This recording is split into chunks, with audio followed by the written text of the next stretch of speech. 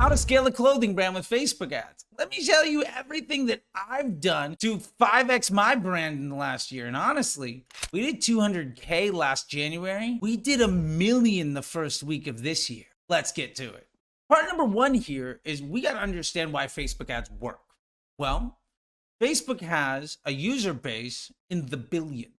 And even in the States, the average user has an account on Facebook now for over a decade. No other platform provides you that leverageable amount of data, nor is the tech nearly as strong. And that information that Facebook has isn't just what you've done on the platform, isn't just everything that you've said to everybody in Messenger, isn't just all the videos that you've watched, everything that you've liked, everything that you've commented on, everything that you've shared, all the groups you've been in, and all the pages you've liked. It also knows where you've been because it's on your phone.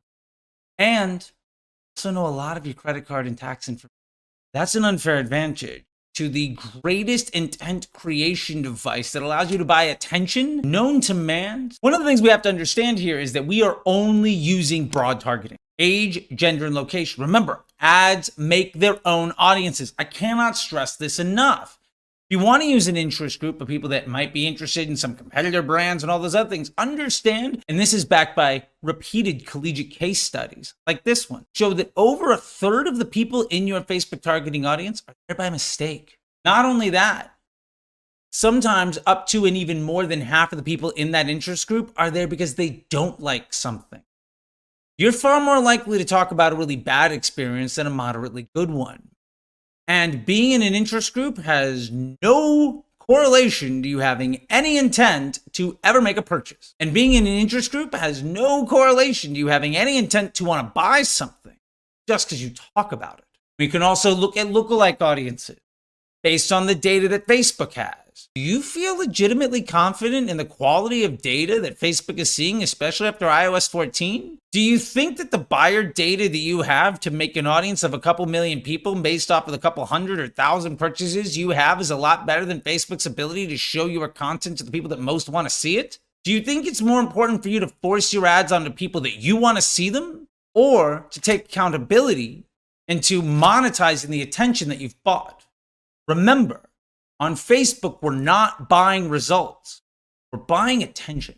The next part of this that we really get into is trying to raise the LTV of your customer. Remember, you are buying profitable customer journeys. If you only sell a product to one person every time, that's not a brand, that's a product. The way to grow a business is to acquire future cash flow at a profit. The best way to do this is to improve your second purchase rate. How often when somebody buys one product are they likely to buy a second? Can you make that better? Can you say that the person where I broke even on them today with CPA and COGS against their AOV, that person's going to come back and buy a second time?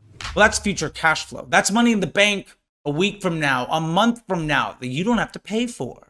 The more of that money that you don't have to pay for, that you wake up with in your bank account every single day, the more money you can invest in acquiring more people that are going to give you more money for free later on. It's about this cash flow management and this cycle of second purchase rate and cadence. Also, when people buy from you more than once, that's more opportunities to improve the AOV of each one of those purchases. The fastest way to grow a business is to find the simplest way that you can ensure that somebody that pays you today is also going to pay you again some other time. Acquire those people at the best profit margin you can and acquire the highest volume of them that you can get. That's how you scale a business. It has nothing to do with silly things like ROAS or MER. They don't tell you about cash flow. So one of my favorite ways of actually improving LTV by improving the AOV of purchases and actually also improving the second purchase rate is to offer bundles.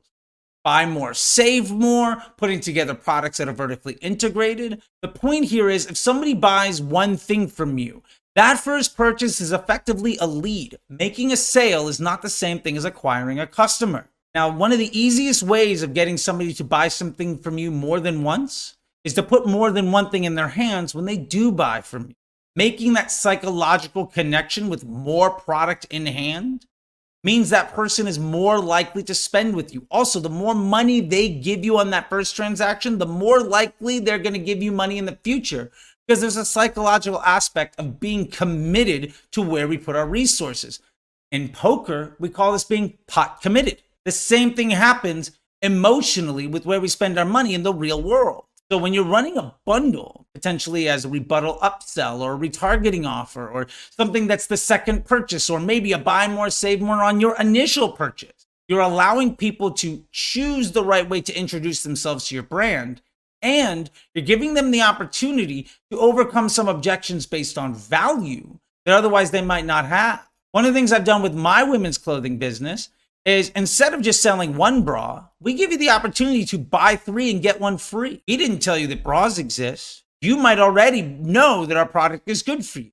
If I know the average person buys, say, 2.5 times, and I can get them to pay me the money that 3 sales is worth, and all that costs me is the cost of goods on the 4th product, I'll do that every day and twice on Sunday. And that person is far more likely to buy from me again. That's how this works. It's hacking the psychology of a consumer by instilling trust. And one of the easiest ways that you can ever see this happen is look at literally any infomercial.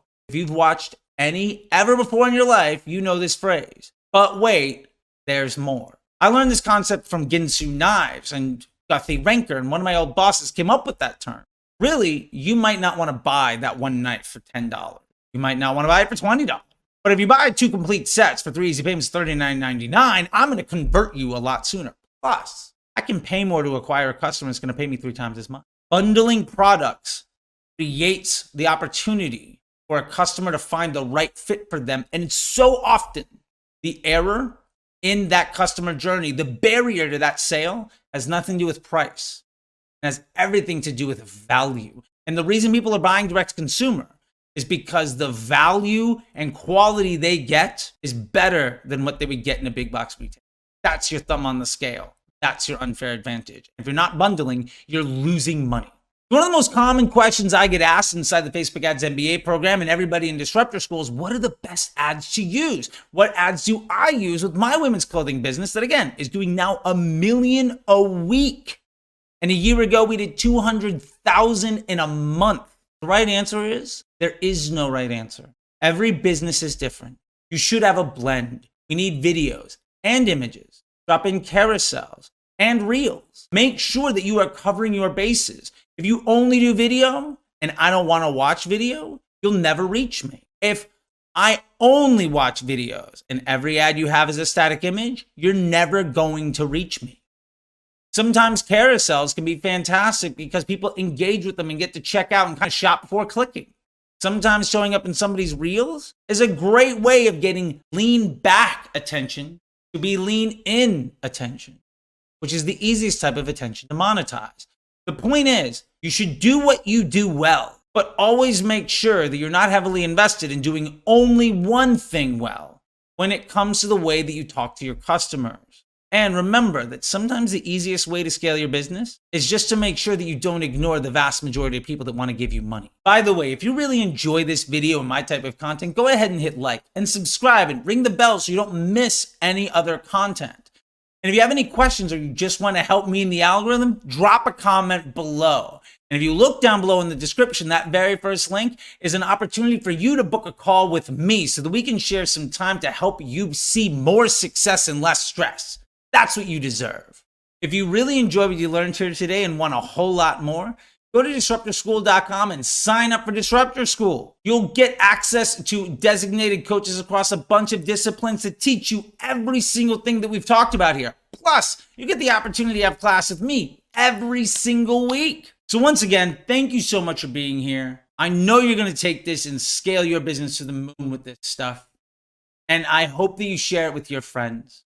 And remember, ask any questions you have below. Check out these other videos. YouTube thinks you might dig it, and don't forget to hit the button. Till next time, I'll see you on the internet.